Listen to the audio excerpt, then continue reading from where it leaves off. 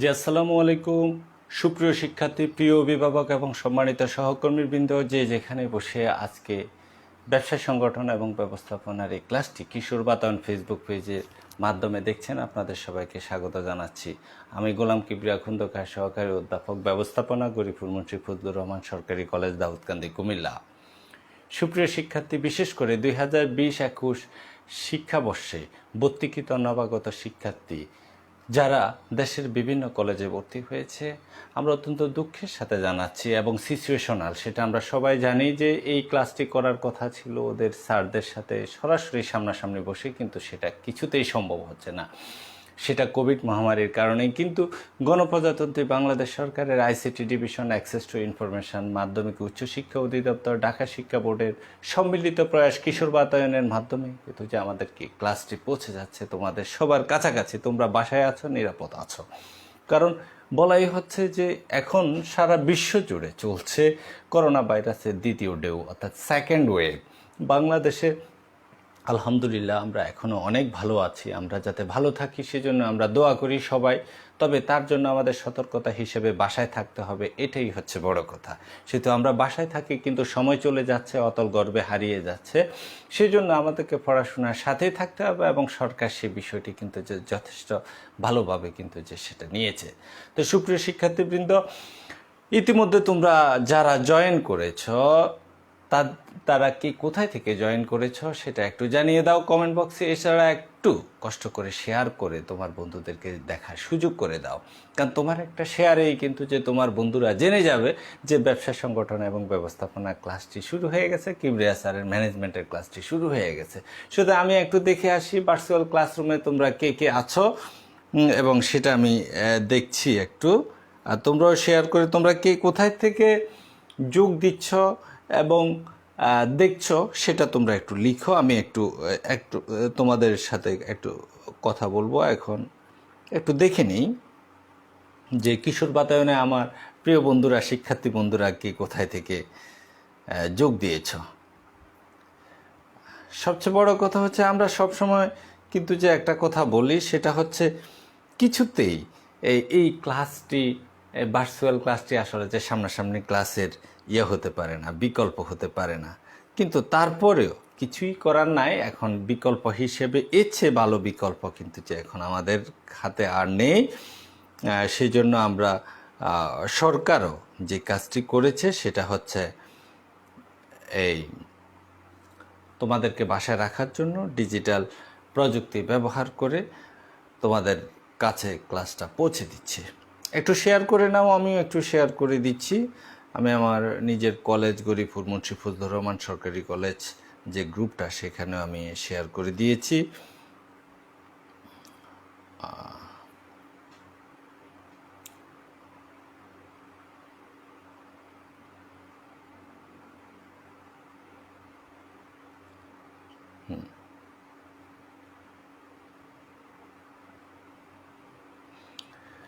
হ্যাঁ, যারা এর মধ্যে যোগদান করেছ তারা একটু কে কোথায় থেকে যোগ দিয়েছ সেটা একটু তোমাদের কমেন্ট বক্সে লিখো।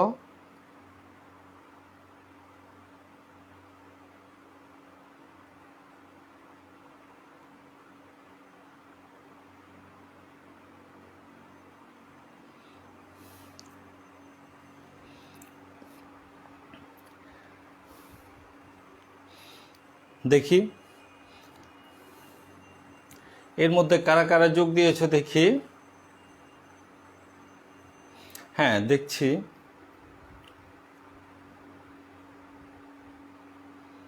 হ্যাঁ, পৃথ্বী ঘোষ।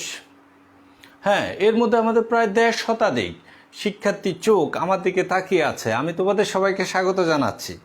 আমি জানি এর মধ্যে আমার অনেক সহকর্মী আছেন এবং হচ্ছে যে অভিভাবক আছেন, আপনাদেরকে যথাযথ সম্মান জানিয়ে আমি স্বাগত জানাচ্ছি আজকের ক্লাসে। পৃথ্বী ঘোষ, হ্যাঁ, সোহরাওয়ার্দী কলেজ থেকে।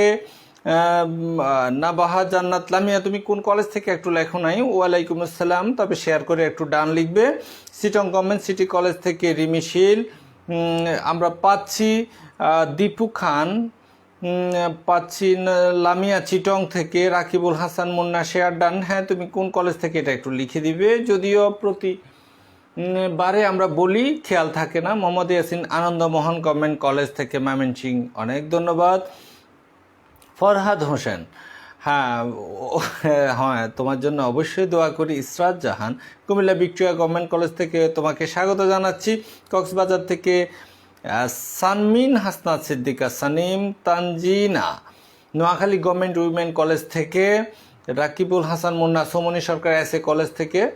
তারপরে হচ্ছে স্বপ্না আক্তার গভর্নমেন্ট সারদা সুন্দরী মহিলা কলেজ ফরিদপুর থেকে। স্বপ্না আক্তার, অনেক ধন্যবাদ এবং স্বাগত জানাচ্ছি তোমাকে। সুরাইয়া আক্তার, সিনথিয়া গাজীপুর ক্যান্টনমেন্ট কলেজ থেকে। মিনা আক্তার বৃষ্টি চিটং থেকে। সাদবিন হাসান, তোমার কলেজের নাম লিখো এবং শেয়ার করে ডান লিখো প্লিজ। নাসিরনগর গভর্নমেন্ট কলেজ থেকে এমদাদ আহমেদ।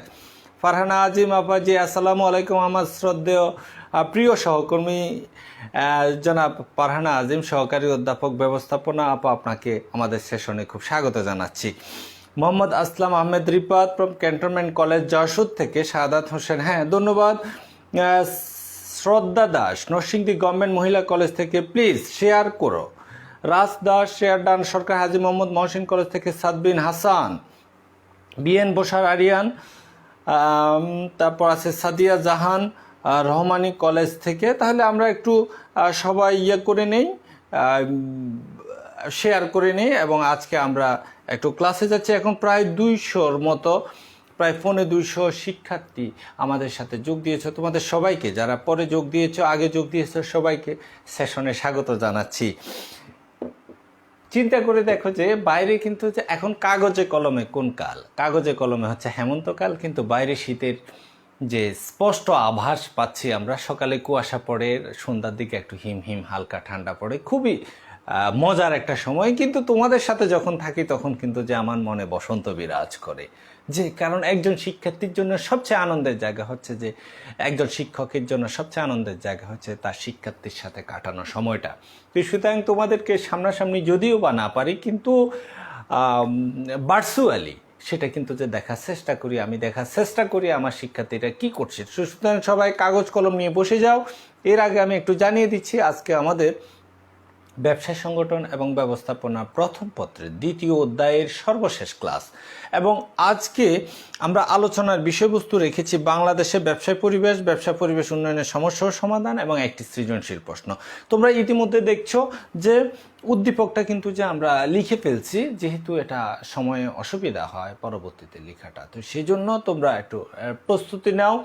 এবং যেহেতু নেটওয়ার্ক দুর্বলতার কারণে অনেক সময় বোর্ডের লেখাগুলো দেখা যায় না, যখন তোমাদের নেটওয়ার্কটা ভালো থাকে, আজকে খুব সম্ভবত ভালো নেটওয়ার্কটা যখন ভালো থাকে, তখন তোমরা এর একটা স্ক্রিনশট নিয়ে রাখবে এবং আমার কথাগুলো এখন শুনবে, আমার সাথে সাথে এগোবে এবং পরবর্তীতে একটু দেখে কথাগুলো রিকল করার চেষ্টা করবে। এই সুপ্রিয় শিক্ষার্থীবৃন্দ যারা ইতিমধ্যে জয়েন করেছ, তাদের সবাইকে আমি বলবো যে তোমার বন্ধুদের সাথে একটু শেয়ার করে ক্লাসটা সবার সাথে ভাগাভাগি করে নাও। কারণ সরকারের এই যে প্রসেসটা, সেটা হচ্ছে যে একজন শিক্ষার্থী যেন এই নেটের থেকে বাইরে না থাকে, তাহলে তার যে মূল্যবান সময়টা সেটা নষ্ট হবে। তাহলে আমরা চলে যাচ্ছি আজকে ক্লাসে। দেখি এই ফাঁকে কারা কারা আসছে। ও, অনেকে চলে আসছে, তো তাদের নাম যদি আবার আমি না বলি তাদের আবার মন খারাপ থাকবে। বাওয়াল বদরে আলম থেকে সাম্মি, সাইফুল আলম শফিক মনোহরগঞ্জ কলেজ থেকে, মোহনগঞ্জ কলেজ নেত্রকোনা থেকে, বাপ্পি উমরগনি ইএমএস কলেজ থেকে আছে মাইশা খান, ওয়ালাইকুম আসসালাম। আব্দুর রহমান, ধন্যবাদ। রাকিবুল হাসান মুন্না, হ্যাঁ অনেক চমৎকারভাবে তুমি লিখছো। বিএন বসার আরিয়ান, ঘুম পাচ্ছে, তুমি একটু ঘুমিয়ে যাও। ফারহানা আজিম আপা জি, ওয়ালাইকুম আসসালাম, আপনাকে অনেক সালাম, শুভেচ্ছা। এবং আপনার সময়ে আপনার সাথে আমাদের কুমিল্লা ভিক্টোরিয়া সরকারি কলেজের কাটানো সময়টা খুব মিস করি। একজন মানুষ এত বিনয়ী হয় কিভাবে, সেটা হচ্ছে আমাদের ফারহানা আজিম আপা, শ্রদ্ধেয় আমার সহকর্মী। কুমিল্লা ভিক্টোরিয়া সরকারি কলেজ থাকতে একসাথে আপার সাথে কাজ করেছি। সুতরাং আমি খুবই মানে যে সেটা স্মৃতিকাতর হয়ে আমি সে সময়টা স্মরণ করছি। ফারহানা আজিম আপা ভালো থাকবেন, সুস্থ থাকবেন, সবসময় দোয়া করবেন। আর কুমিল্লা দাওয়াত থাকলো। এমদাদ আহমেদ, হ্যাঁ ভালো আছি। উম্মে হাবিবা, ওয়ালাইকুম আসসালাম। এস আলিফ, হ্যাঁ, ভালো আছি। সুস্মিতা নিপু, আমি চেয়েছিলাম যে তোমরা তোমাদের কলেজের নামটা লিখবে। চিটাং পোর্ট উইমেন কলেজ থেকে নুসরাত জাহান সাদিয়া। তো সুতরাং তোমাদের সবাইকে স্বাগত। চলো আমরা একটু ক্লাসে যাই। আমরা বলছিলাম যে ব্যবসায় কি? ব্যবসা হচ্ছে মুনাফা অর্জনের উদ্দেশ্যে বৈধ উপায়ে পণ্য ও সেবা উৎপাদন এবং উৎপাদিত পণ্য ও সেবা ভোক্তাদের নিকট পৌঁছানো পর্যন্ত যাবতীয় সহায়ক কার্যাবলীকে ব্যবসায় বলে। তাহলে আমরা ব্যবসায়ী সংজ্ঞাটা জানি। ব্যবসায়ী পরিবেশ কি? আমরা বলছি আমাদের চারপাশে যা কিছু আছে সব কিছুকে নিয়ে আমাদের পরিবেশ, আর ওই পরিবেশ যে উপাদান ব্যবসায়িক কর্মকাণ্ডকে প্রত্যক্ষ অথবা পরোক্ষভাবে প্রভাবিত করে, অর্থাৎ যে পরিবেশের মধ্য দিয়ে ব্যবসায়িক কর্মকাণ্ড পরিচালিত হয় সেই উপাদানগুলোর সমন্বয় হচ্ছে যে আমাদের ব্যবসায় পরিবেশ। আমরা পড়েছি ব্যবসা পরিবেশে বিভিন্ন উপাদান, সেখানে পড়েছে প্রাকৃতিক, ছিল সামাজিক, ছিল রাজনৈতিক, ছিল অর্থনৈতিক, ছিল প্রযুক্তিগত, ছিল আইনগত পরিবেশের বিভিন্ন উপাদান। বিভিন্ন ধাপগুলোকে ক্রাইটেরিয়ার আঙ্গিকে আমরা সেগুলোকে ভাগ করে নিয়ে কিন্তু যে আমরা পড়েছি, বিস্তারিত আলোচনা করেছি এবং সেগুলো ব্যবসা বাণিজ্যের কর্মকাণ্ডকে কিভাবে প্রভাবিত করে সেটা আমরা দেখিয়েছি। আমরা পড়েছি অভ্যন্তরীণ এবং বাহ্যিক পরিবেশের বিভিন্ন উপাদানগুলো। তাহলে আজকে আমরা পড়ব ব্যবসায় পরিবেশ, বাংলাদেশে ব্যবসায় পরিবেশ কি। তোমরা ইতিমধ্যে জানো যে 2020-এর শুরুর দিক থেকে যে কোভিড-19 নামে একটা মহামারী প্যান্ডেমিক সারা পৃথিবী জুড়ে হানা দিয়েছে, সেই হানাটা কিন্তু যে বাংলাদেশেও তার থাবা বিস্তার করেছে। কিন্তু বাংলাদেশ ব্যবসা বানিয়ে চমৎকারভাবে এগিয়ে যাচ্ছে এবং এই বছর ভারতকে চাপিয়ে কিন্তু যে বাংলাদেশের জিডিপি অনেক বেশি এবং অনেক ভালোভাবে এগিয়ে যাচ্ছে এবং আমাদের ব্যবসা বাণিজ্য কন্টিনিউ আছে। এছাড়া আমাদের বৈদেশিক যে রেমিটেন্স সেটাও আসছে। তার মানে ব্যবসায় পরিবেশ বাংলাদেশে যথেষ্ট ভালো। তাহলে আমরা একটু দেখি যে বাংলাদেশের ব্যবসায় পরিবেশ কেমন। আমরা যদি প্রথমে দেখি কয়েকটা বিষয় নিয়ে যদি আমরা দেখি যে বাংলাদেশের ব্যবসায় পরিবেশে প্রাকৃতিক উপাদানগুলো যদি আমরা দেখি, হ্যাঁ, প্রাকৃতিক উপাদানগুলোকে নিয়ে যদি আমরা প্রথমে আলোচনা করি, সেটা কিভাবে আমরা করব, সেটা হচ্ছে যে হ্যাঁ, আমাদের দেশীয় অবস্থানটা হচ্ছে যে বঙ্গোপসাগরের তীরে। সেখানে আমাদের কয়েকটা পোর্ট আছে, পায়রা বন্দর আছে, আমাদের মংলা বন্দর আছে, আমাদের চট্টগ্রাম বন্দর আছে কর্ণফুলীর তীরে, এবং এর মাধ্যমে বিদেশের সাথে এটা হচ্ছে যে চট্টগ্রামটা হচ্ছে আমাদের বাংলাদেশের গেটওয়ে। এটা দিয়ে বহির্বিশ্বের জাহাজগুলো কিন্তু যে আমাদের আসে বাংলাদেশে এবং হচ্ছে যে আমরা অন্য কোনো দেশের উপরে নির্ভর না করে বিদেশে আমাদের উৎপাদিত পণ্য বিক্রি করতে পারি এবং আনতে পারি। তাহলে দেখা যাচ্ছে প্রাকৃতিকভাবে আমরা যথেষ্ট রিচ ব্যবসা বাণিজ্যের জন্য। আবার যদি আমরা সিলেটের ভূপ্রকৃতি ধরি অথবা পার্বত্য চট্টগ্রামের ভূপ্রকৃতি দেখি, যেটা চাষের জন্য উপযোগী এবং সেখানে চাষ হচ্ছে এবং সেটা আমরা বিদেশে রপ্তানি করে প্রচুর বৈদেশিক মুদ্রা অর্জন করি। আমরা যদি প্রাকৃতিক পরিবেশের উপাদানগুলোর মধ্যে আরও যদি দেখি, বাংলাদেশের নারায়ণগঞ্জ, মুন্সিগঞ্জ বিভিন্ন অঞ্চলে যে জায়গাগুলো একটু নিচু এলাকা, সেখানে পাট চাষ হয়। এছাড়া পুরো দেশে কিন্তু যে ধান চাষ হয়। এছাড়া আমরা যদি দেখি সবজি ব্যাংক হিসেবে খ্যাত আমাদের সীতাকুণ্ড আছে, আমাদের কুমিল্লা নিমসার অথবা গাজীপুরের কাপাসিয়ার ওইদিকে, অথবা ফুলের জন্য যদি আমরা দেখি যশোরের পানিসরা। তাহলে এই জায়গাগুলো কিন্তু যে ন্যাচারালি প্রাকৃতিকভাবে কিন্তু যে ব্যবসা বাণিজ্যের জন্য আমাদেরকে সুযোগ করে দিচ্ছে। তাহলে প্রাকৃতিক পরিবেশের উপাদান হিসেবে বাংলাদেশের ব্যবসা পরিবেশ যথেষ্ট ভালো। এবার যদি অর্থনৈতিক উপাদান হিসেবে ধরি, তাহলে সেটা হচ্ছে যে আমাদের মূলধন যথেষ্ট ভালো। সেটা কিভাবে হচ্ছে যে মূলধনটা কিন্তু অর্থনৈতিক পরিবেশের উপাদান। এটা কিভাবে ভালো, সেটা হচ্ছে আমাদের প্রচুর আত্মীয় স্বজন বিদেশ থাকে, তারা টাকাটা পাঠায় ব্যাংকে, ব্যাংক সেটাকে সঞ্চয় করে। এই সঞ্চিত অর্থই কিন্তু লাভজনক ক্ষেত্রে বিভিন্ন জায়গায় বিভিন্ন ব্যক্তিকে ঋণ হিসেবে দেয়, যেটা মূলধন হিসেবে ব্যবহৃত হয়। সুতরাং অর্থনৈতিক পরিবেশ হিসেবে কিন্তু যে আমাদের দেশের অবস্থা যথেষ্ট ভালো। বাংলাদেশের ব্যবসায়ী পরিবেশ হিসেবে যদি আমরা সামাজিক উপাদান চিন্তা করি, সামাজিক উপাদান কি আমরা বলছি? সামাজিক উপাদান হচ্ছে যে আমাদের প্রচুর জনসংখ্যা। এই জনসংখ্যাটা একটা সামাজিক ব্যবসায় পরিবেশের একটা উপাদান। কিন্তু এই জনসংখ্যা আমাদের শিক্ষিত, অর্ধশিক্ষিত প্রচুর জনসংখ্যা আছে। এই জনসংখ্যাকে বিদেশে রপ্তানি করে, ম্যান পাওয়ার বিদেশে রপ্তানি করে প্রচুর বৈদেশিক মুদ্রা আনা যাচ্ছে। সুতরাং সামাজিক পরিবেশের উপাদান হিসেবেও কিন্তু বাংলাদেশের ব্যবসা পরিবেশের অবস্থা অনেকটাই ভালো। আসে রাজনৈতিক উপাদান। রাজনৈতিকভাবে দীর্ঘদিন 2008-10 থেকে দীর্ঘদিন কিন্তু আমাদের একটা রাজনৈতিক স্থিতিশীলতা বিদ্যমান, যেই কারণে আমাদের অর্থনৈতিক প্রবৃদ্ধি কিন্তু যে বেড়েছে। এর আগে বিভিন্ন সময় দেখা যেত যে জ্বালাও পোড়াও শুরু হয়ে যেত, হরতাল অবরোধ শুরু হয়ে যেত। কিন্তু আমরা এই যে নতুন প্রজন্ম তোমরা কিন্তু যে অনেক দিন হরতাল অবরোধ কিন্তু দেখতেই পাচ্ছ না। এই হরতাল অবরোধ অথবা নৈরাজ্য এই বিষয়গুলো রাজনৈতিক উপাদান, এবং এইগুলোর দ্বারাই সাধারণত ব্যবসা বাণিজ্য পিছিয়ে পড়ে, ব্যবসা বাণিজ্য বন্ধ রাখতে হয়, যথাসময়ে শিপমেন্ট করতে পারে না, বিদেশে অর্ডার ক্যান্সেল হয়ে যায়। সেটা হচ্ছে রাজনৈতিক অস্থিতিশীলতার কারণে। কিন্তু সে বিষয়টি কিন্তু যে এখন দেশে যথেষ্ট ভালো এবং আমাদের ব্যবসায়ীরা খুব চমৎকারভাবে সামনের দিকে এগিয়ে যাচ্ছে। আমরা যদি দেখি যে প্রযুক্তিগত উপাদান, প্রযুক্তির দিক দিয়ে যদি আমরা দেখি, এখন আমাদের দেশে যে ইলেকট্রনিক্স যে ডিভাইসগুলো এগুলো অনেক সস্তা। আমাদের প্রযুক্তি যদিও আমরা নিজেরা উৎপাদন করি না, কিন্তু বিদেশ থেকে সহজ সত্ত্বে কিন্তু যে সেটা আমরা আমদানি করতে পারি, আমাদের ব্যবসায়ীরা সেটা ব্যবহার করে বিভিন্ন ব্যবসা বাণিজ্য করে যাচ্ছে। সর্বশেষে যদি আমরা দেখি আইনগত উপাদান, আইনগততে কিছুটা যে আমাদের আইন শৃঙ্খলায় অবনতি হয় মাঝে মধ্যে, কিন্তু সেটাও খুব একটা দীর্ঘদিন পর্যন্ত অবস্থান করতে পারে না, এবং সেই জায়গায় আমরা কিন্তু যে যথেষ্ট ভালো এখন করছি, এখন ইমপ্রুভ হচ্ছে। যে সুপ্রিয় শিক্ষার্থীবৃন্দ, তাহলে আমরা যদি একটু অ্যানালাইসিস করি বাংলাদেশের ব্যবসায়ের পরিবেশটা কেমন, তাহলে আমরা দেখছি প্রাকৃতিক, অর্থনৈতিক, সামাজিক, রাজনৈতিক, প্রযুক্তিগত এবং আইনগত পরিবেশ অ্যানালাইসিস করে বিশ্লেষণ করে আমরা মনে করি যে বাংলাদেশের ব্যবসায় পরিবেশটা, ব্যবসায় করার যে পরিবেশটা, এটা চমৎকার এবং অনুকূল ব্যবসায়ীদের জন্য, এবং এখানে বিনিয়োগ বান্ধব, এবং সেই জন্যই বিদেশ থেকেও কিন্তু যে এখন অনেক বেশি আমাদের বিনিয়োগ আসছে, এবং বিভিন্ন জায়গায় হবিগঞ্জে তোমরা দেখবে ইকোনমিক জোন আছে, তোমরা যদি রূপগঞ্জ যাও ইকোনমিক জোন আছে, দেশের বিভিন্ন জায়গায় আমাদের ইফিজেড আছে, এছাড়া হচ্ছে যে চট্টগ্রামে আমাদের ইকোনমিক জোন আছে, যেখানে বিদেশি ব্যবসায়ীদেরকে অতি সহজে ভূমির বন্দোবস্ত করে দেওয়া হচ্ছে, গ্যাস কারেন্টের ব্যবস্থা করে দেওয়া হচ্ছে, এবং তারা নতুন নতুন শিল্প কারখানা স্থাপন করছে। তাহলে আমি অনেক দ্রুত বলে যাচ্ছি, কিন্তু তোমরা এই কথাগুলো এখন যতটুকু পারো রিকল করে নিবে, এবং পরবর্তীতে বইয়ের মধ্যে একটু পড়ে নিলে তাহলে আমার এই কথাগুলো একটু বুঝতে পারবে। সুপ্রিয় শিক্ষার্থী, আজকে যাচ্ছে আমরা আমাদের দ্বিতীয় টপিকস হচ্ছে বাংলাদেশের ব্যবসা পরিবেশ উন্নয়নের সমস্যা। এখন ব্যবসা পরিবেশটা উন্নয়ন করতে হলে যে সমস্যাটা আছে কিছু, এটা প্রত্যেকটা দেশের আছে।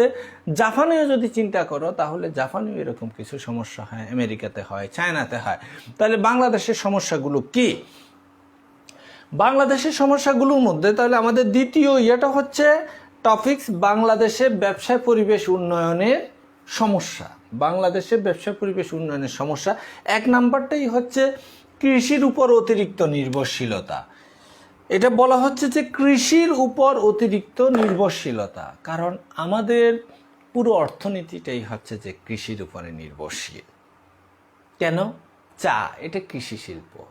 এখন সব কিছু যদি অনুকূল থাকে তাহলে চায়ের উৎপাদন বাম্পার ফলন হবে। সব কিছু যদি অনুকূল থাকে, প্রাকৃতিক পরিবেশের উপাদানগুলো যদি অনুকূল থাকে, তাহলে আমাদের ধানের বাম্পার ফলন হবে, সবজির বাম্পার ফলন হবে, পাটের বাম্পার ফলন হবে, অথবা আমের বাম্পার ফলন হবে। তার মানে এইগুলো আমাদের সব কৃষিপণ্য। এই কৃষির উপরেই কিন্তু যে আমাদের শিল্পগুলো, তুমি যদি এখন জুস কারখানা যদি চিন্তা করো, যেটা প্রাণ আরএফএল বিদেশে রপ্তানি করছে, কিন্তু তার মূল উপাদান কি? আমটা কোন শিল্প থেকে আসতেছে? কৃষি। তাহলে কৃষিতে যদি আম যদি যথাযথভাবে যদি এই বছর যদি উৎপাদিত না হয়, তাহলে প্রাণ আরএফএলের পক্ষে বিদেশে রপ্তানি করাটা কঠিন হয়ে যাবে। তার মানে আমাদের একটা বড় সমস্যা হচ্ছে কৃষির উপর অতিরিক্ত নির্ভরশীলতা। এরপরে যদি দেখি আমরা সুদৃঢ় অর্থনৈতিক কাঠামোর অভাব, সেটা হচ্ছে মূলধনের সমস্যা। সেটা আমাদের যদিও আমাদের আত্মীয় স্বজন যারা বিদেশে থাকে, প্রবাসী শ্রমিক, তারা প্রচুর রেমিটেন্স অর্থাৎ বৈদেশিক মুদ্রা পাঠাচ্ছে, কিন্তু তারপরেও কিন্তু যে আমাদের মূলধনের একটু অভাব থেকেই যায়। কারণ আমাদের একটা মধ্যম আয়ের দেশে মাত্র আমরা রূপান্তরিত হচ্ছি, আমরা এখনো উন্নত দেশে যাই না। উন্নত দেশে হলে সেখানে মানুষের আয় বেশি, এবং হচ্ছে যে তার জন্য সঞ্চয় বেশি এবং বিনিয়োগও বেশি, মূলধন গঠন করা অনেক সহজ হয়ে যায়, কিন্তু সেটা আমাদের দেশে নেই খুব একটা। রাজনৈতিক অস্থিতিশীলতা এটা আগে ছিল, এটা এখন কিন্তু যে এই সমস্যাটা আমাদের খুব একটা নাই। রাজনৈতিক এই জায়গায় আমরা যথেষ্ট উন্নয়ন করেছি। সরকারি কিছু নীতির দুর্বলতা আছে, সেগুলো হচ্ছে যে আমাদের পরিবেশ আইন বলি, আমাদের ভূমি আইন বলি, অথবা হচ্ছে বিভিন্ন পরিষেবাগুলো নেয়ার ক্ষেত্রে সেখানে আমাদের কোথাও কোথাও যেমন গ্যাস লাইন পেতে অসুবিধা হয়, বিদ্যুৎ পেতে অসুবিধা হয়, একটু সময় লেগে যায়, ভূমিটা পেতে অসুবিধা হয়, বিভিন্ন অফিসে দৌড়াদৌড়ি করতে হয়। তো এই সমস্যাগুলোর কারণে কিন্তু যে অনেক সময় ছোটোখাটো বা বিদেশি ব্যবসায়ীরা সে ব্যবসাটা করতে চায় না, আসতে চায় না, নতুন শিল্প কারখানা স্থাপন করতে চায় না। কিন্তু তারপরও সরকার এখানে বিভিন্ন জায়গায় এটা ব্যবস্থা করছেন, সেটা হচ্ছে ওয়ান স্টপ সার্ভিস করছে, যে যেখানে শুধুমাত্র একটা অফিসে যাবে আর সেখান থেকে কিন্তু বিদ্যুতের লাইনও পাবে, গ্যাসও পাবে এবং হচ্ছে ব্যাংক লোন পাবে এবং হচ্ছে যে ভূমিটা পেয়ে যাবে। বিদেশিদের জন্য সরকার সেই জিনিসটা করছে, অর্থাৎ এটাকে এফডিআই বলে, ফরেন ডাইরেক্ট ইনভেস্টমেন্ট। হ্যাঁ, অর্থাৎ সরাসরি বৈদেশিক বিনিয়োগের জন্য সরকার এই কাজটি করেছে এবং বিভিন্ন ক্ষেত্রে কর অবকাশ দিচ্ছে। কর অবকাশ বলতে হচ্ছে ট্যাক্স হলিডে, অর্থাৎ ট্যাক্স একটা নির্দিষ্ট সময় পর্যন্ত নতুন একটি শিল্প কারখানাকে ট্যাক্স দিতে হয় না। আছে প্রযুক্তিগত শিক্ষা ও সচেতনতার অভাব আছে। আমাদের অনেক শিক্ষার্থীরা, যদিও আমাদের এখানে কারিগরি শিক্ষায় অনাগ্রহ দেখা যায় শিক্ষার্থীদের, সবাই জেনারেল, কিন্তু জেনারেল লাইনে শিক্ষা দিয়ে তো আর এত চাকরি বাকরি আসলে যে পাওয়া খুব কঠিন।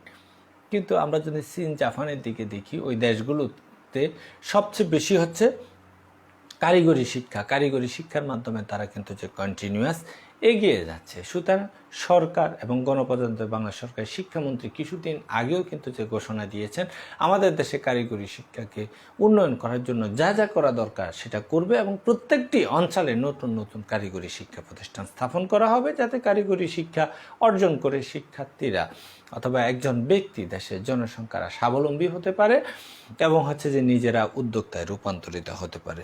তাহলে এইগুলো হচ্ছে যে আমাদের আজকে ছিল ব্যবসায় পরিবেশের অর্থাৎ ব্যবসা সংগঠন ব্যবস্থাপনা প্রথম পত্রের আজকে যে দ্বিতীয় অধ্যায়ের সর্বশেষ ক্লাসে টপিকসগুলো। তবে আজকে আমাদের আর একটা গুরুত্বপূর্ণ টপিকস হচ্ছে, সেটা হচ্ছে একটি সৃজনশীল প্রশ্ন। তোমরা ইতিমধ্যে দেখছো উদ্দীপকটাকে কিন্তু যে আমরা লিখে ফেলছি আগেই। তো আমরা সৃজনশীল প্রশ্ন নিয়ে আমরা বলছি। আমাদের এরকম পরীক্ষায় 11টি সৃজনশীল প্রশ্ন থাকবে। প্রথম পত্র 11টি থাকবে, দ্বিতীয় পত্র 11টি থাকবে। তার থেকে 60টি করে প্রশ্নের উত্তর দিতে হবে, অর্থাৎ 70। আচ্ছা, আমি দেখছি যে এর মধ্যে আমার প্রিয় শিক্ষার্থী কারা কারা একটু যোগ দিয়েছে, তাদেরকে একটু দেখে আসি।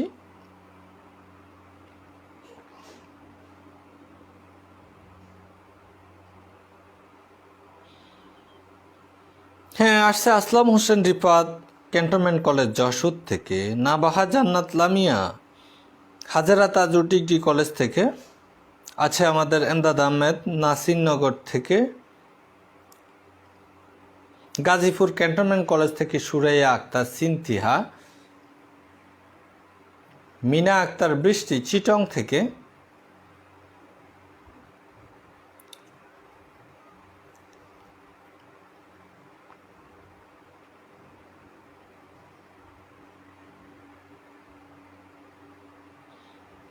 হ্যাঁ, হাবিব খান, অনেক ধন্যবাদ।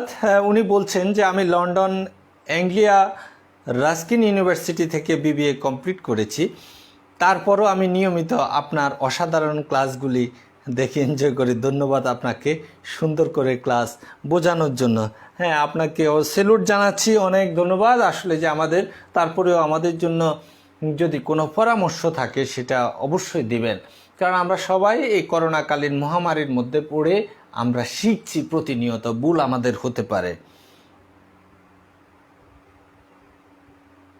হ্যাঁ, এনিতা তাবাসসুম অনেক চমৎকার বলেছ। সৈকত গভর্নমেন্ট কলেজ থেকে ইয়াসিন আরাফাত।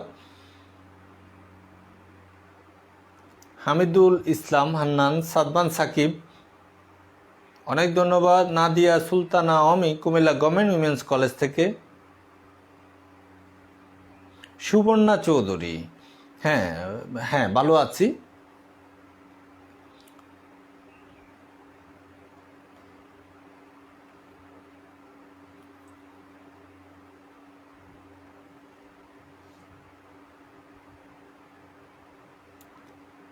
হ্যাঁ, আমাদের সাথে আছে সিরাজুল মুস্তফা, কক্সবাজার মহেশখালী কলেজ থেকে, অনেক দূর থেকে। হ্যাঁ, স্বাগত জানাচ্ছি তোমাকে। অঞ্জনা চক্রবর্তী ঢাকা থেকে, হ্যাঁ ধন্যবাদ।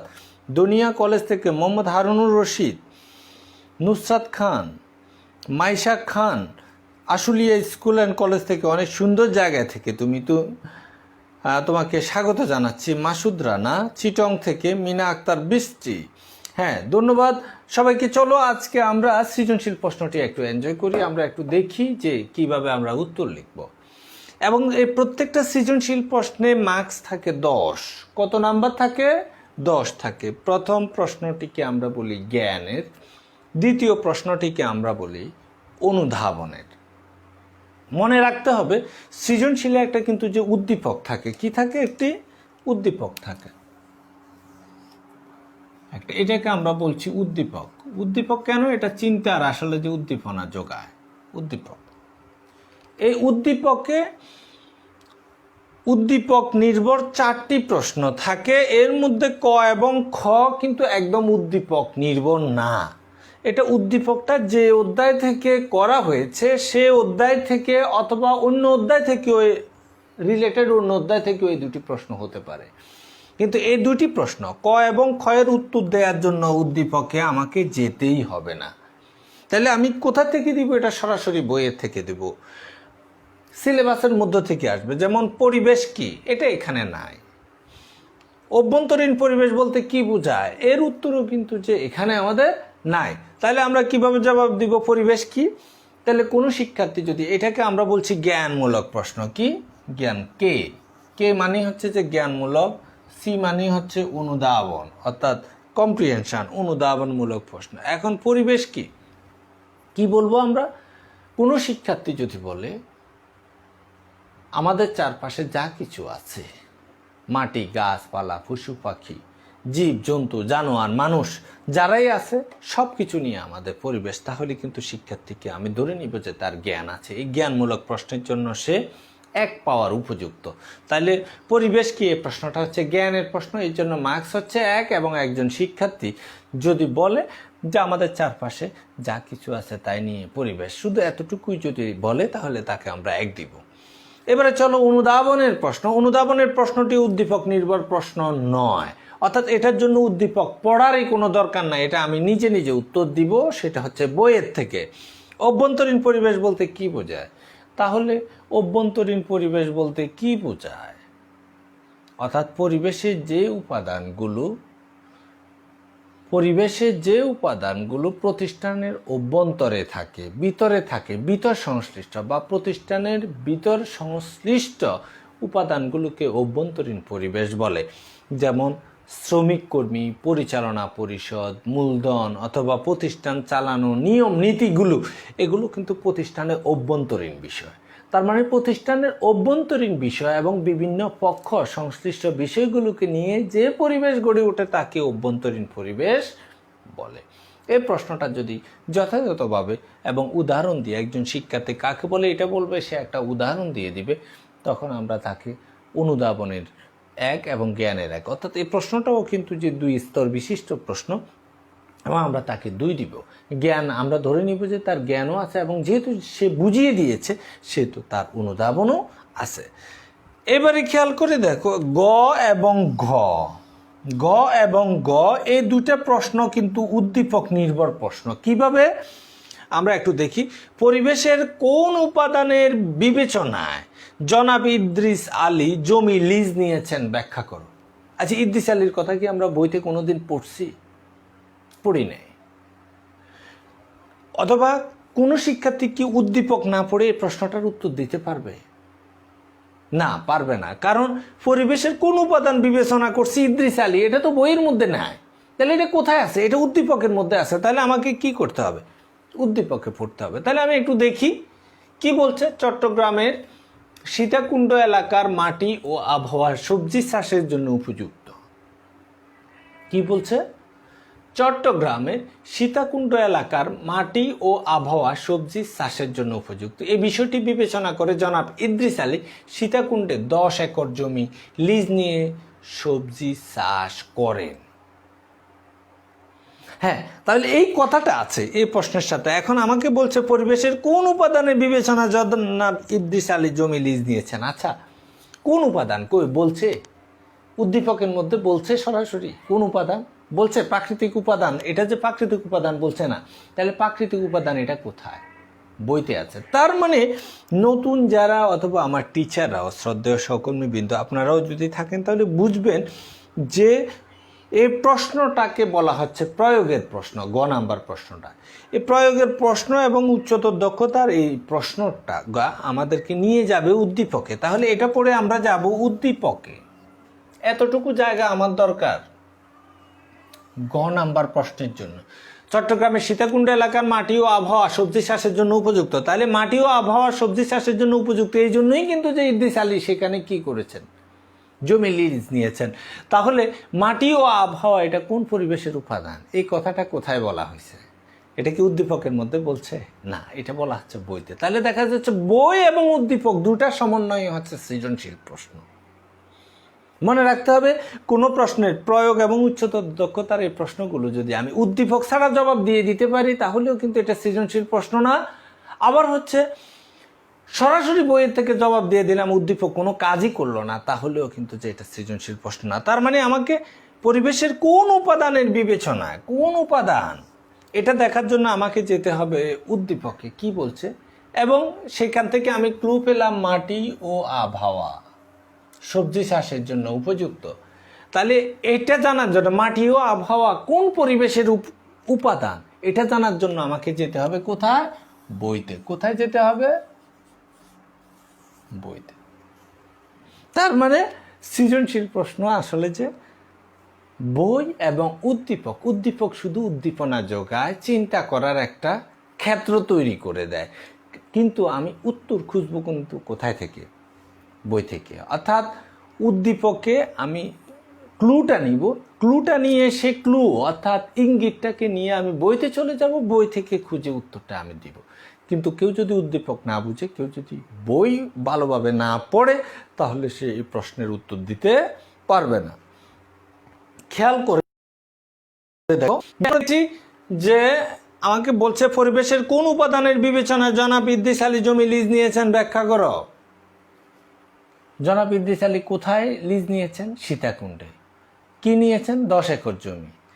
তাহলে 10 একর জমি কেন নিয়েছেন? ওইখানকার মাটি ও আবহাওয়া ভালো। আচ্ছা, মাটি ও আবহাওয়া কোন পরিবেশের উপাদান? সেটা হচ্ছে প্রাকৃতিক পরিবেশের উপাদান। কোথায় বলা আছে এই কথাটা? বইতে বলা আছে। তাহলে এখন এই শিক্ষার্থী হিসেবে তোমরা এই উত্তরটা কিভাবে লিখবে? পরিবেশের কোন উপাদান বিবেচনায় জনাব ইদ্রিস আলী জমি লিজ নিয়েছেন, ব্যাখ্যা করো। আমি শুরুই করব পরিবেশের প্রাকৃতিক পরিবেশ উপাদান। কি? প্রাকৃতিক পরিবেশের উপাদান বিবেচনায় বা প্রাকৃতিক পরিবেশ বিবেচনায় জনাব ইদ্রিস আলী সীতাকুণ্ডে জমি লিজ দিয়েছেন। এই এতটুকু দিয়ে সাধারণত একজন শিক্ষার্থী উত্তর লেখা শুরু করবেন, কারণ আমরা ধরেই নিলাম যে উনি ক্লুটা ধরতে পেরেছেন। কি? ক্লুটা শিক্ষার্থী ধরতে পেরেছে, মানে সঠিক রাইট ট্র্যাকে আছে, অর্থাৎ সে প্রাকৃতিক পরিবেশে ঢুকে গেছে। এবারে আমি বুঝে যাচ্ছি যে এখন হ্যাঁ প্রাকৃতিক পরিবেশ, তাহলে এটা হচ্ছে যে তার জ্ঞান। এরপরে সে বলবে প্রাকৃতিক পরিবেশ কাকে বলে। সে শুরুতে বলেছে প্রাকৃতিক পরিবেশ, এটা হচ্ছে যে জ্ঞান, তাকে আমি মার্কস দিব 1। প্রাকৃতিক পরিবেশ কাকে বলে? সে বলবে যে প্রকৃতি প্রদত্ত অর্থাৎ আল্লাহ প্রদত্ত যে উপাদান, সে উপাদানগুলোর সমন্বয়ে যে পরিবেশ গঠিত তাকে প্রাকৃতিক পরিবেশ বলে। তাহলে আমি ধরে নিব যে শিক্ষার্থী প্রাকৃতিক পরিবেশ কি এটা শুধু জানে না, সে এটা বুঝেও, তার মানে তার অনুধাবন আছে। তাহলে তাকে আমি দিব আরও 1। তাহলে সে 2 পেয়ে গেল, 1 + 1 2 পেয়ে গেল। এখন 3 কখন পাবে? এখন 3 পাবে সে প্রয়োগ করার জন্য। কি প্রয়োগ করবে? সে কেন এটাকে প্রাকৃতিক পরিবেশের উপাদান বলতেছে?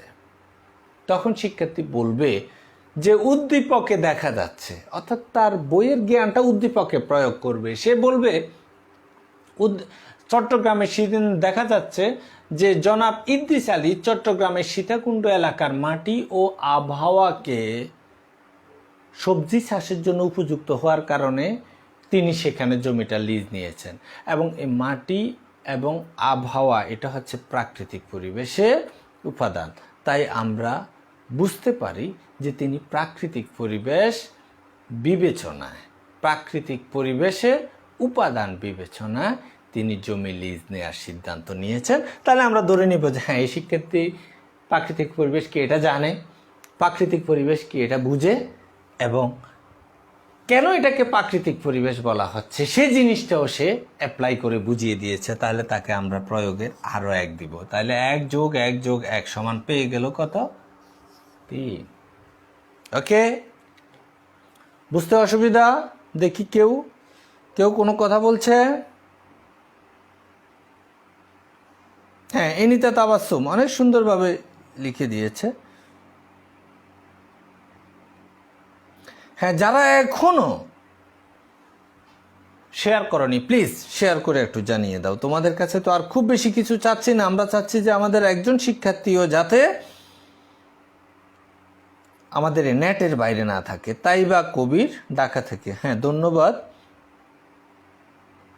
আব্দুল্লাহ আল ফুয়াদ, এসে তুহিন চৌধুরী, মিনা আক্তার বৃষ্টি, হ্যাঁ, মহিবুল হক ছোটন ইজ ওয়াচিং। হ্যাঁ, আমার প্রিয় ছোট ভাই এবং 29তম BCS এর চৌকস কর্মকর্তা, কুমিল্লা ভিক্টোরিয়া সরকারি কলেজে কর্মরত ছিলেন, প্রমোশন পোস্টিংয়ে এখন ভান্ডারিয়া সরকারি কলেজ ফিরোজপুরে, এবং চমৎকার একজন ভ্রমণ পিপাসু ব্যক্তি মহিবুল হক ছোটন দেখছে আমাদেরকে। সুতরাং ছোটনকে স্বাগত জানাচ্ছি কিবরিয়া ম্যানেজমেন্টের পক্ষ থেকে, কিশোর বাতায়ন ফেসবুক পেজের পক্ষ থেকে, এবং আজকে ব্যবসায় সংগঠন এবং ব্যবস্থাপনা ক্লাসের পক্ষ থেকে মহিবুল হক ছোটন আপনাকে স্বাগত জানাচ্ছি। আছে ইনিটা তাবাসসুম, মিনা আক্তার বৃষ্টি, বিএন বসার আরিয়ান, হ্যাঁ অনেক ধন্যবাদ। মাসুদ রানা, এছাড়া আব্দুল্লাহ আল ফুয়াদ স্বামীর যে পারিপার্শ্বিকতার মধ্যে মানুষ তার জীবন ধারণ করে তাকে তার পরিবেশ চমৎকার, মানে যে এটা অসাধারণ। আমি কিন্তু যে সবসময় বলি বিশ্বজোড়া পাঠশালা মোর, সবার আমি ছাত্র। আমি তোমাদের কাছ থেকে শিখি, প্রতিদিন শিখি, প্রতি মুহূর্তে শিখি, এবং শিখতে আমার ভালো লাগে। এবং প্রতিদিন আমি যত শিখি আমি তত বেশি নিজেকে মানে যে নিঃস্ববোধ হয়, আসলে যে এই পৃথিবীতে শেখার কত কিছু আছে এবং সেটা জানি না। এই যে আব্দুল্লাহ আল ফুয়াদ এত চমৎকার পরিবেশের একটি সংজ্ঞা দিয়েছে, যে তোমাকে অনেক ধন্যবাদ জানাচ্ছি। রুমানা আক্তার মিম, সাদমান সাকিব, উম্মে হাবিবা, হ্যাঁ আছে তোমাদের সবাইকে। হ্যাঁ, এনিতা তাবাসসুম, সৃজনশীল প্রশ্নের উত্তরটা তোমার করা শেষ না? আচ্ছা ঠিক আছে, কোনো অসুবিধা নেই, মিলিয়ে নিবে। তো অনেক ধন্যবাদ। চলো আমরা এখন আবার যাচ্ছি আজকে উচ্চতর দক্ষতার প্রশ্নটা। উচ্চতর দক্ষতার প্রশ্নটাও কিন্তু উদ্দীপক নির্ভর প্রশ্ন। আমরা আগে একটু পড়ি কি বলছে উচ্চতর দক্ষতার প্রশ্নটাতে। উদ্দীপকে সফলতার পিছনে প্রযুক্তিগত পরিবেশের প্রভাব বিদ্যমান। উদ্দীপকে সফলতার পিছনে প্রযুক্তিগত পরিবেশের প্রভাব বিদ্যমান। তুমি কি একমত? যুক্তিসহ মতামত দাও। এই প্রশ্নটা উচ্চতর দক্ষতার আমরা বলি, এটা প্রয়োগের থেকে একটু হায়ার লেভেলের, এবং এর জন্য মার্কস, নির্ধারিত মার্কস হচ্ছে 4। আমরা এখন দেখি যে সফলতাটা কিভাবে পেয়েছে। আগের এতটুকু অংশ তো ছিল আমাদের প্রয়োগের জন্য। এরপরে আমরা দেখি কি করছে জনাব ইদ্রিস আলী। চাষের কাজকে সহজ করার জন্য তিনি চীন থেকে বেশ কিছু কৃষি যন্ত্রপাতি আমদানি করেন, মানে চায়না থেকে উনি কিছু কৃষি যন্ত্রপাতি অর্থাৎ হারভেস্টার বা প্লাউ, লাঙ্গর, কলের লাঙ্গর এরকম কিছু জিনিস আবিষ্কার করে আমদানি করেছেন। যন্ত্রপাতি ব্যবহার করায় শ্রমিকের উপর নির্ভরশীলতা কমে যায় এবং উৎপাদন খরচও হ্রাস পেয়েছে। জনাব ইদ্রিস আলী এখন একজন সফল ব্যবসায়ী। তাহলে আমাদের প্রশ্নটা কি বলছে? উদ্দীপকের সফলতার পিছনে প্রযুক্তিগত পরিবেশের প্রভাব বিদ্যমান। তুমি কি একমত? যুক্তিসহ মতামত দাও। তোমাদের কাছে কি মনে হয়? এই যে যন্ত্রপাতি, এটা কি? এটাই প্রযুক্তি। কোথায় থেকে আনছে? চায়না থেকে আনছে। আনার ফলে কি হয়েছে? তাদের উৎপাদন খরচ কমে গেছে এবং এতে তিনি এখন সফল। কারণ যে কোনো জিনিস উৎপাদন খরচ যদি কমে যায় তাহলে তোমার লাভ বেশি হবে, তুমি খুব দ্রুত সফল হতে পারবে। তাহলে আমরা এইভাবে অ্যানালাইসিস করব। তাহলে হ্যাঁ, প্রশ্ন করছে উদ্দীপকের সফলতার পিছনে প্রযুক্তিগত পরিবেশের প্রভাব বিদ্যমান। এটা সরাসরি কিন্তু যে কোটেশনটা দিয়ে দিছে। তুমি কি একমত? হ্যাঁ আমি একমত। যুক্তিসহ মতামত দাও। তাহলে আমি বলবো হ্যাঁ, উদ্দীপকের সফলতার পিছনে প্রযুক্তিগত পরিবেশের প্রভাব বিদ্যমান। আমি এই উক্তির সাথে একমত। কেননা তিনি চায়না থেকে প্রযুক্তি আমদানি করেছেন। এই কথাটা যদি কোনো শিক্ষার্থী যদি বলে তাকে আমরা 1 দিব, জ্ঞান। এরপরে সে বলবে প্রযুক্তিগত পরিবেশ হচ্ছে সাধারণত যে মানুষ কর্তৃক সৃষ্ট বিভিন্ন যন্ত্রপাতি এবং হচ্ছে তার কলা কৌশল, যার মাধ্যমে উৎপাদনকে সহজভাবে করা যায়। এই বিষয়গুলো সমন্বয়ে যে পরিবেশ সেটা হচ্ছে প্রযুক্তিগত পরিবেশ, তখন তাকে আমরা বুঝবো যে শিক্ষার্থী প্রযুক্তিগত পরিবেশ কি এটা শুধু জানে না, প্রযুক্তিগত পরিবেশ কি সেটাও সে বুঝেও, তাহলে আমরা তাকে অনুধাবনে রেখে দিব। প্রয়োগ কখন হবে? যখন সে বলবে যে উদ্দীপকে আমরা দেখতে পাচ্ছি জনাব ইদ্রিস আলী চীন থেকে বেশ কিছু কৃষি যন্ত্রপাতি আমদানি করেছেন। এগুলো আমরা জানি যে এই যন্ত্রপাতিগুলো কে এবং এগুলোর ব্যবহার কলা কৌশলকে প্রযুক্তি বলা হয় এবং এগুলোর সমন্বয়ে প্রযুক্তিগত পরিবেশ। সুতরাং আমি বুঝতে পারি যে হ্যাঁ, তিনি প্রযুক্তিগত পরিবেশের সাহায্য নিয়েছেন। এটা হচ্ছে যে তার প্রয়োগ। উচ্চতর দক্ষতা কোথায়? এরপরে উচ্চতর দক্ষতা হচ্ছে এই প্রযুক্তি ব্যবহার করার কারণে তিনি সরাসরি শ্রমিক ব্যবহার করে যে পরিমাণ খরচ ওনার হয়ে যেত সে খরচটা উনি সাশ্রয় করতে পেরেছেন এবং এককালীন যদিও ওনার কিছু টাকা বিনিয়োগ হয়েছে, কিন্তু এই যন্ত্রপাতি তো অনেক দীর্ঘদিন ব্যবহার করতে পারবেন, অর্থাৎ এই প্রযুক্তি উনি অনেক দীর্ঘদিন ব্যবহার করতে পারবেন। কিন্তু সরাসরি কর্মী ব্যবহারের মাধ্যমে যদি তিনি তার উৎপাদন প্রক্রিয়া শেষ করতেন তাহলে তার খরচ অনেক বেশি পড়তো, কিন্তু প্রযুক্তিকে সেখানে ইনক্লুড করার কারণে সেটা কিন্তু যে কি সময়টা কম লাগছে এবং খরচটা তার কমে আসছে এবং এতে তার মার্জিন বেশি হয়েছে, তার মুনাফা বেশি হয়েছে এবং তিনি কালক্রমে সফল হন এবং একজন সফল ব্যবসায়ী হিসেবে আত্মপ্রকাশ করেন।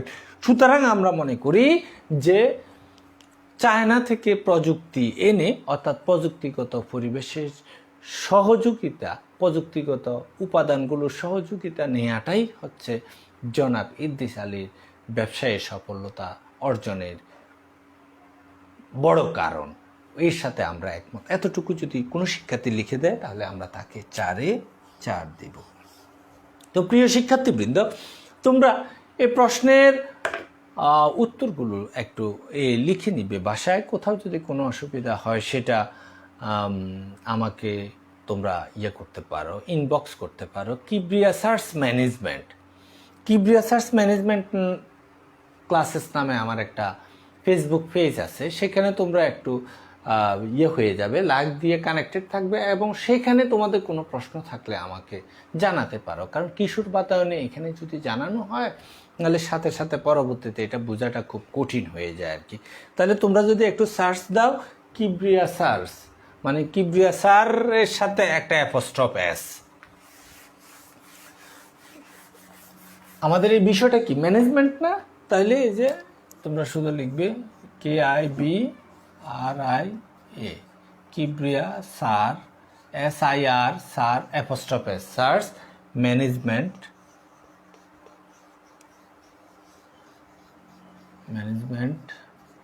ক্লাস। এটা লিখলে তোমরা এই ফেসবুক পেজটা পেয়ে যাবে এবং সেই ফেসবুক পেজে লাইক দিয়ে তোমরা সংযুক্ত থাকতে পারো এবং সেখানে আমাকে মেসেজে যদি তোমরা তোমাদের উত্তরটা যদি একটু আমাকে লিখে দাও তাহলে আমার খুব সহজ হবে, আমি সেখানে তোমাদের উত্তর দিতে পারবো। তো সুপ্রিয় শিক্ষার্থীবৃন্দ, আজকে আমরা যথেষ্ট এগিয়ে গেলাম। কোভিড কিন্তু যে আমাদেরকে থামাতে পারেনি, আমাদের সময়ের মূল্যটা কিন্তু একদমই কিন্তু মূল্যহীন হয়ে যায়নি, কারণ আমরা ক্লাস করছি এবং আজকেই আমরা ব্যবসা সংগঠন ব্যবস্থাপনা প্রথম পত্রের 2টা অধ্যায়ের সফল সমাপ্তি হলো। তো তোমাদের এই 2টা অধ্যায়ে কোথাও যদি কোনো সমস্যা থাকে সেটা তোমরা আমাকে লিখে ফেসবুকে অথবা হচ্ছে যে এই পেজে অথবা কিবরিয়া সার্চ ম্যানেজমেন্ট ক্লাস, সেখানে আমার ব্যক্তিগত ফেসবুক পেজে তোমরা আমাকে জানাতে পারো এবং আমি তার জবাব দিব ইনশাআল্লাহ আর কি। যে তো এই কোভিড মহামারীর সময়টা আমরা সবাই বাসায় আছি এবং সরকারের কথা হচ্ছে এই শীতকালে করোনা একটু বাড়তে পারে, চলো আমরা সবাই বাসায় অবস্থান করি। আর যদি কোনো কারণে বাধ্যতামূলক আমাদেরকে বের হতেই হয় তাহলে যেন মাস্ক পরে আমরা নিরাপত্তা বলয় তৈরি করে আমরা যাই এবং খুব বেশি জনসমাগম জায়গাগুলো আমরা এড়িয়ে চলি। আমরা ভালো থাকি, সুস্থ থাকি, আমাদের চারপাশের মানুষগুলোকে ভালো রাখি, সুস্থ রাখি এবং তার জন্য আমাদেরকে স্বাস্থ্যবিধি মেনে চলতে হবে। তারপরে আমরা সব কিছুর জন্য মহান আল্লাহ রাব্বুল আলামিনের কাছে আমরা সবাই সবার জন্য দোয়া করি। তো ভালো থেকেও, সুস্থ থেকেও। দেখা হবে আগামীকালকে একই সময় আবার নতুন ক্লাস নিয়ে। আগামীকালকে আমরা 3য় অধ্যায়টা ধরবো। আগামীকাল সকাল 10টা পর্যন্ত সবাই ভালো থেকেও। দেখা হবে ইনশাআল্লাহ। আল্লাহ হাফেজ।